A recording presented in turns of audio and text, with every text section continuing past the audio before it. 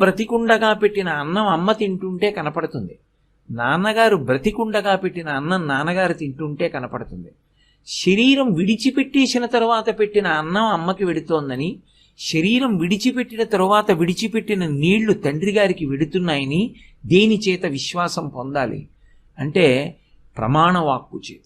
ఏది ప్రమాణం? శాస్త్రం ప్రమాణం. తస్మాత్ శాస్త్రం ప్రమాణంతే కార్యాకార్య వ్యవస్థితవు. కొన్ని కంటికి కనపడవు కానీ జరుగుతాయి.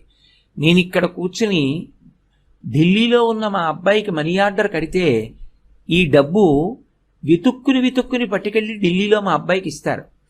ఇక్కడ నేను కట్టిన డబ్బు మా అబ్బాయికి అందుతోందా లేదా మనం పెట్టుకున్న వ్యవస్థలో, పరమేశ్వరుడు పెట్టిన వ్యవస్థలో కూడా 3 తరాలు దాటే పర్యంతం పెట్టినటువంటి శ్రాద్ధకర్మ చేత వాళ్ళకి అందుతుంది.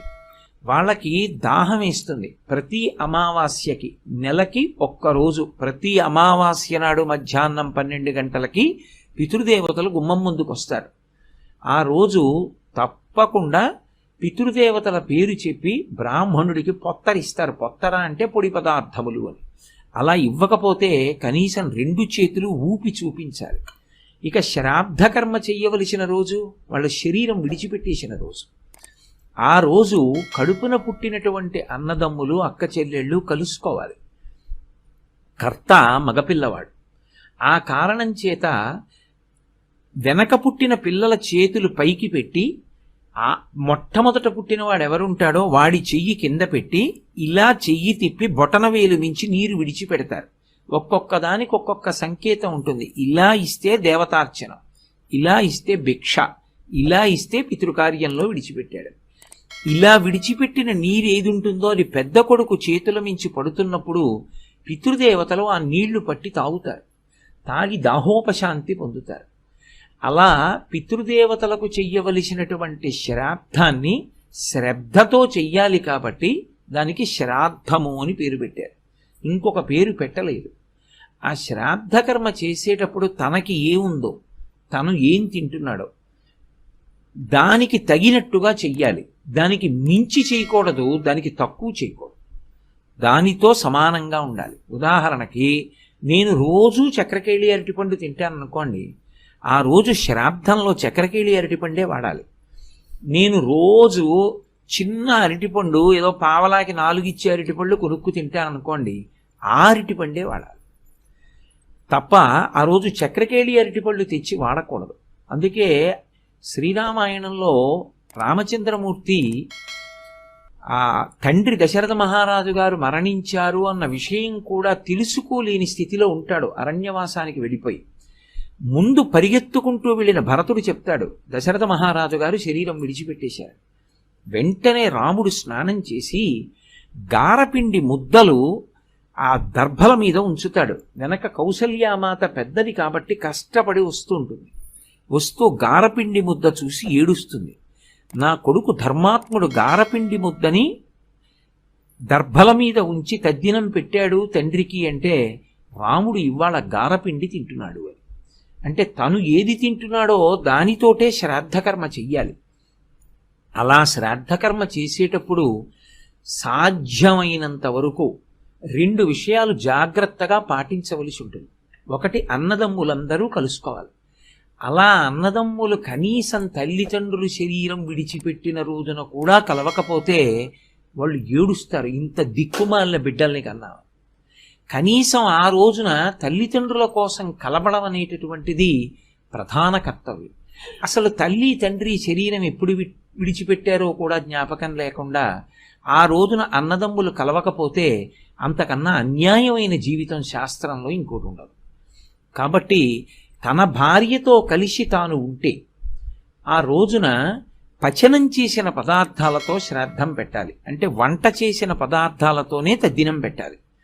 ఒకవేళ ఏ కారణం చేతనైనా భార్య పక్కన లేకుండా తాను ఉండవలసిన ఇంట్లో ఉండకుండా తాను దూరదేశంలో ఎక్కడో ఉండిపోయాడు అనుకోండి, చాలా దూర ప్రదేశంలో ఉండిపోయాడు, కదిలి రావడానికి అవకాశం లేదు. భార్య తన దగ్గరికి రావడానికి అవకాశం లేదు. భార్య వేరొక చోట ఉండిపోయింది. అటువంటి పరిస్థితి ఉత్పన్నమైతే పొడిగా ఉన్నటువంటి పదార్థంతో పెట్టాలి. అందుకే భార్యా సహితుడై వండి పెట్టినటువంటి శ్రాద్ధమే పరమోత్కృష్టమైన శ్రాద్ధం. దాన్ని అన్నశ్రాద్ధము అని పిలుస్తారు. అలా పెట్టలేకపోతే కనీసంలో కనీసం పొడి పదార్థాలు ఇస్తారు. అంటే బియ్యం, పొడిగా ఉన్నటువంటి కూరగాయలు, చింతపండు, ఇలాంటివన్నీ ఇస్తారు. పొత్తర అని పిలుస్తూ ఉంటారు. అలా ఇస్తారు. దాన్ని ఆమశ్రాద్ధము అని పిలుస్తారు. అలా ఆమశ్రాద్ధం కూడా పెట్టడానికి తన దగ్గర ఏమీ లేని స్థితిలో తానుంటే పిష్టచూర్ణ శ్రాద్ధము అని పెడతారు. అంటే బియ్య పిండి కానీ ఓషధుల యొక్క పిండి అంటారు. ఓషధులు అంటే ఒకసారి పంట పండితే తెచ్చి దాచి మళ్ళీ భూమిలో వేస్తే మళ్ళీ పండే వాటిని ఓషధులు అంటారు. అవి గోధుమలు, ధాన్యం, ఇవన్నీ ఓషధుల కిందకు వస్తాయి. అటువంటి వాటిని చూర్ణం చేసి ఆ పిండితో శ్రాద్ధ కర్మ నిర్వహిస్తారు. అలా నిర్వహించినటువంటి శ్రాద్ధం పిష్టచూర్ణ శ్రాద్ధం అంటారు. ఇందులో దేనికన్నా ఏది ఎక్కువ అన్న మాట ఉండదు. ఏదైనా శ్రద్ధతో పెట్టాడా లేదా, ఆ పరిస్థితిని బట్టి పెట్టాడా లేదా. భార్యతో ఉన్నాడు అన్నశ్రాద్ధం, భార్య పక్కన లేదు, ఎక్కడో ఉన్నాడు, తను వంట చేసి పెట్టడానికి అవకాశం లేదు, అటువంటప్పుడు ఆమశ్రాద్ధం. ఆమశ్రాద్ధం పెట్టడానికి కూడా తగిన అవకాశం లేని స్థితిలో ఉన్నాడు, పిష్టచూర్ణ శ్రాద్ధం.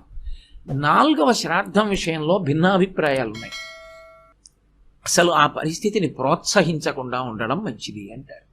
కేవలం ద్రవ్యం ఒక్కటే ఇవ్వడం, అది హిరణ్య శ్రాద్ధం అంటారు.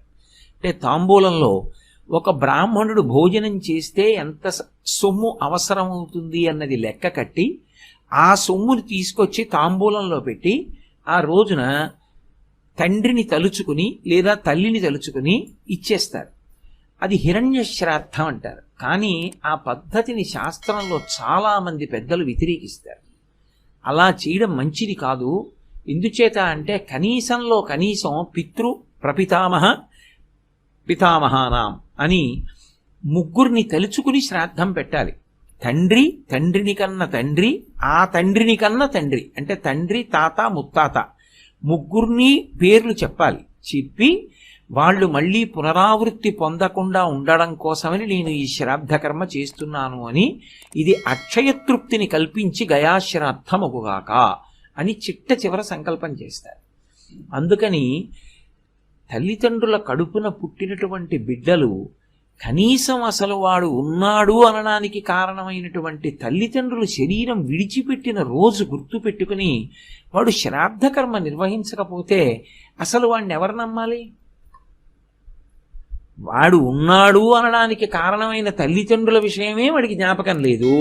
ఇక వాడితో స్నేహం చేసిన వాడు కానీ, వాడితో తోడబుట్టిన వాడు కానీ గౌరవింపబడతాడని, వాడి చేత విశ్వసింపబడతాడని ఎలా నమ్మడం? అందుకే పితృదేవతల విషయంలో శ్రాద్ధ కర్మ అనేటటువంటిది తప్పకుండా చెయ్యాలి. అలా చేస్తే వాళ్ళు ఏం చేస్తారు అంటే మనకి ఆశీర్వచనం ఉండదు. నేను కర్తనైతే నాకు కాదు ఆశీర్వచనం, నా బిడ్డలు వృద్ధిలోకి వస్తారు. ఎందుకంటే శాస్త్రంలో ఒక మాట ఉంది, ఎప్పుడైనా సంతానాన్ని కటాక్షించే ముందు, అందున కర్మ సంతానాన్ని ఇచ్చే ముందు, కర్మ సంతానం అంటే మళ్ళీ వాడికి కర్మ చేసేవాడు ఒకడు ఉండాలి కదా, లేకపోతే కర్మ చేయడానికి ఉండరు. ఆ కర్మ చేసేవాడిని ఇవ్వాలా వద్దా అంటే పితృదేవతల్ని సంప్రదించి పరమేశ్వరుడు ఇస్తాడు అని. దీని పితృదేవతా స్థానం అక్కడ చాలా బలీయమైనది అని చెప్తారు. ఇక కనీస మర్యాదగా పితృదేవతలకు ఆ గౌరవం ఇవ్వాలి. ఒకవేళ ఎవరైనా ఏ కారణం చేతనైనా పితృదేవతలకి అలా చేసి ఉండకపోతే అప్పుడు ఏం చెయ్యాలి? కొన్నాళ్ళు మానేశారు, కొన్ని సంవత్సరాలు, ఆ తర్వాత దాని గౌరవం విలువ తెలిసాయి. అయ్యో జరిగింది జరిగిపోయింది, ఇప్పుడు మొదలు పెడదాం అనుకున్నాడు, కానీ గతంలో అలా శ్రాద్ధం పెట్టలేదు. ఆ దోషం ఎలా పోవడం అంటే దానికి భారతదేశం మొత్తం మీద ఆ దోషం పోగొట్టగలిగిన క్షేత్రం తిరుమల క్షేత్రం కింద ఉన్న కపిలతీర్థం ఒక్కటే. కపిలతీర్థం వెళ్ళి శ్రాద్ధం పెడితే అంతకు పూర్వం తల్లిదండ్రులకు శ్రాద్ధం పెట్టనటువంటి దోషం పరిహరింపబడుతుంది. అందుకని అన్ని వేళలా శ్రాద్ధ కర్మ ఒకలా చెయ్యాలి అని శాస్త్రం చెప్పలేదు. నువ్వున్న పరిస్థితిని బట్టి శ్రాద్ధం పెట్టాలి, కానీ ఎప్పుడైనా దానిలో శ్రద్ధ మాత్రం లోపం ఉండకూడదు. శ్రద్ధాలోపం జరగలేదు అంటే దాని అర్థం నేను నా భార్యతో కలిసి సౌకర్యంగా ఉన్నాను అనుకున్నప్పుడు అన్నశ్రాద్ధమే పెట్టాలి. ఉన్న పరిస్థితిని బట్టి శ్రద్ధారహితుడు కాకుండా శ్రద్ధాసహితుడై చేసేటటువంటి కర్మ కనుక దానికి శ్రాద్ధ కర్మ